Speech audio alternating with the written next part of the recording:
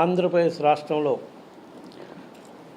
Elections అయిపోయినాక counting రోజు నుంచి 4వ తారీఖు సాయంకాలం నుంచి ఈ రోజు వరకు గత వారం రోజుల నుంచి రాక్షస పాలన కనిపించే విధంగా రాష్ట్రంలో పరిస్థితులు ఉన్నాయి.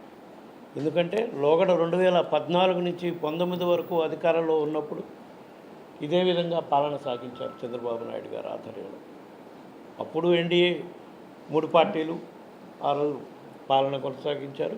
ఇప్పుడు మళ్ళా అధికారంలోకి వచ్చిన వారం రోజులకే, అంటే ప్రమాణ స్వీకారానికి ముందే ఒక ప్లాన్తో రాష్ట్ర వ్యాప్తంగా వైఎస్ఆర్ కాంగ్రెస్ పార్టీ కార్యకర్తలపై, నాయకులపై,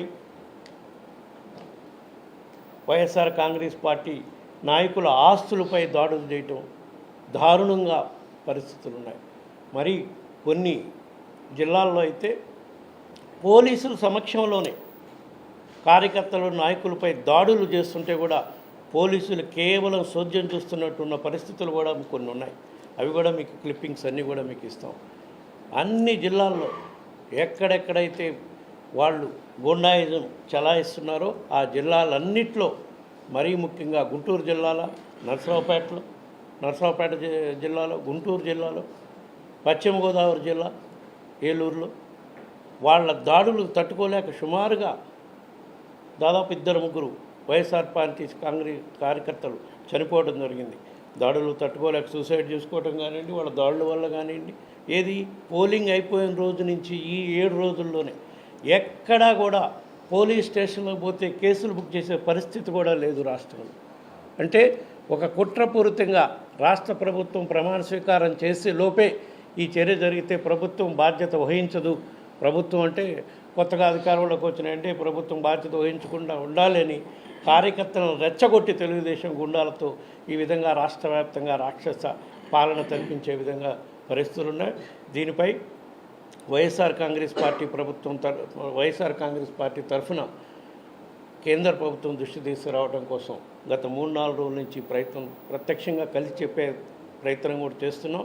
వాళ్ళు వేరే ప్రమాణ స్వీకారోత్సవాలు వీటన్నిటి వల్ల బిజీగా ఉండటం వల్ల అపాయింట్మెంట్ కూడా దొరికే పరిస్థితి లేదు. కాబట్టి ప్రెసిడెంట్ ఆఫ్ ఇండియాకి, ప్రైమ్ మినిస్టర్కి, హోమ్ మినిస్టర్కి, నేషనల్ హ్యూమన్ రైట్స్ కమిషన్కి కూడా ఈరోజు అన్ని లిఖితపూర్వకంగా ఫిర్యాదులు అందించడం జరిగింది.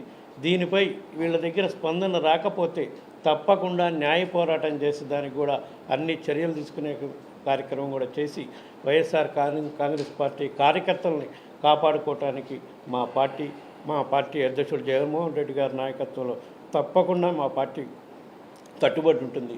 వాళ్ళకు అండగా ఉండేదాని కార్యక్రమం కూడా చేస్తాము.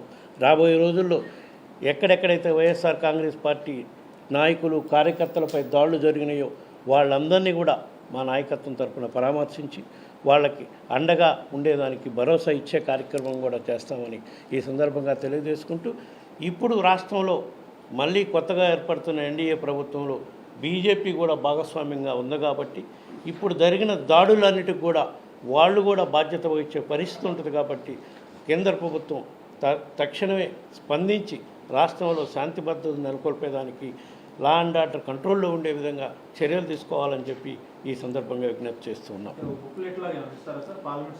అన్నీ ఉన్నాయమ్మా. పార్లమెంట్ సెషన్లో ఎంపీలందరికీ రేపులో జరుగుతుంది. ఇప్పటి వరకు జరిగిన సంఘటనలపై ఆల్రెడీ మేము కంప్లైంట్ రూపాన అందరికీ పంపిస్తున్నాం. మీకు కూడా మీడియా సోదరులకు కూడా ఇచ్చే కార్యక్రమం జరుగుతుంది. అవి కూడా అందిస్తాం. మళ్ళా రేపు పార్లమెంట్ సెక్షన్ ప్రారంభం అయినాక తప్పకుండా 2 సభల్లో కూడా, ఉభయ సభల్లో కూడా వైఎస్ఆర్ కాంగ్రెస్ పార్టీ కార్యకర్తలపై, నాయకులపై జరుగుతున్న దాడులకి పోలీసులు ఎక్కడా కూడా చర్యలు తీసుకొని ఉన్న పరిస్థితులు కూడా కేంద్ర ప్రభుత్వం దృష్టికి తీసుకొచ్చే కార్యక్రమం తప్పకుండా చేస్తాం.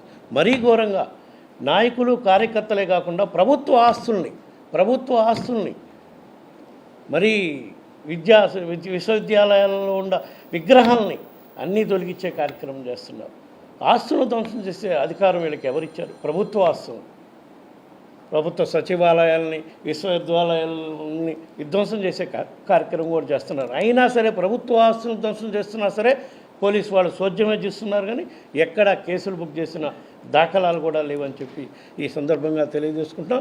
ఈ సందర్భంగా మళ్ళీ కూడా మేము కేంద్ర ప్రభుత్వానికి విజ్ఞప్తి చేస్తున్నాం. తక్షణమే ఆంధ్రప్రదేశ్ రాష్ట్రంలో జరుగుతున్న హింసాకాండపై చర్యలు తీసుకునే కార్యక్రమం చేయాలి అని చెప్పి ఈ సందర్భంగా కేంద్ర ప్రభుత్వాన్ని కూడా విజ్ఞప్తి చేస్తూనే ఉన్నాం.